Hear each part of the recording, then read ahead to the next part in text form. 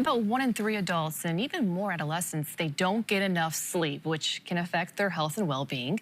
We've talked a lot about sleep here on News 8 at 4, and we're talking about it again during Sleep Awareness Month because a lot of people just aren't getting enough good quality sleep. And that's why we have Dr. David Rzutko with Priority Health here.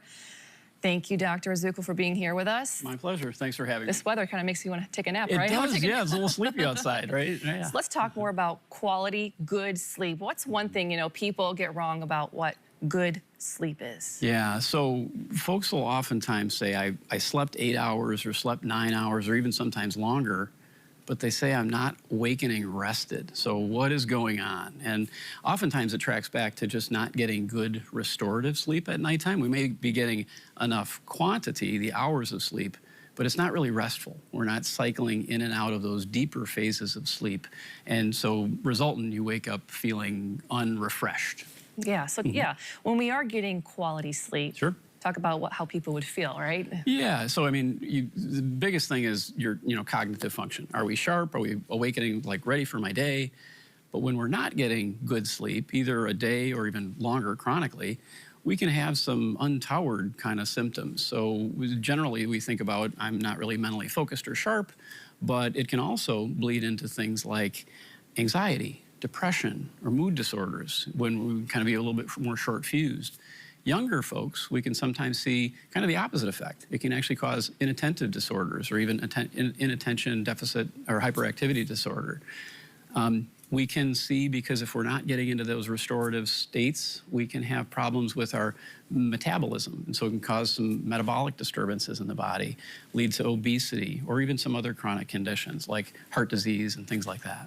So what are your tips for improving, better sleep habits, right? Yeah, so we're really looking about sleep hygiene. So what are we doing in and around the time before I go to bed? So certainly being attentive to your nutrition, making sure that we're not eating a large fatty food meal right before we go to bed, making sure that we're mindful of caffeine or alcohol ingestion right before bed, thinking about the environment that we're actually sleeping in. So loose cotton clothing, breathable type fabrics, preferable, non-flammable type things at nighttime, making sure that we're mindful of the ambient sources of light. So whether or not that's screen time, clock radios that might emit light, even ambient sources of light coming in through a window, all of those things can adversely affect our ability to get into those deeper phases of sleep and prevent those dream states. And that's really where we're unlocking that hidden potential of getting good sleep.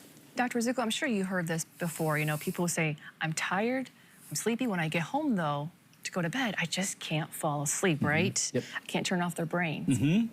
Yeah, and that's sort of why we want that. When we talk about sleep hygiene, we really reference that little bit of a wind down period where you've got the busyness of the day, and we tend to look at our cell phones or get on our iPad or turn on the TV, and all of those other distractors can really affect our ability to sort of just settle before we go to bed. And so having that 15 minutes or half hour or some type of time where we can let our mind decompress just a little bit and getting yourself into a little bit of a routine. So what is your bedtime routine, whether or not that's a shower or maybe it's, more milk or whatever, some herbal tea or something like that to kind of wind down, maybe self-journal at nighttime before you're going to bed to, again, let your mind decompress. So that way when your head hits the pillow, you're not laying there just lamenting for, minutes to hours. And so if you're falling asleep 10 to 15 minutes from the time that you go to bed, you're in a pretty good rhythm and a pretty good cycle.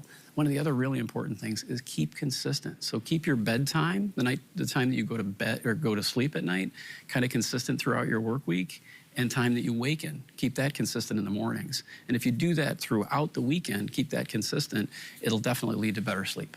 All right, well, this is definitely an opportunity to stop, right, and think about our sleep habits. Sure, sure. All right, Dr. Rzutko with Priority Health, thank you so much for being here with us. My pleasure. Thanks for having me.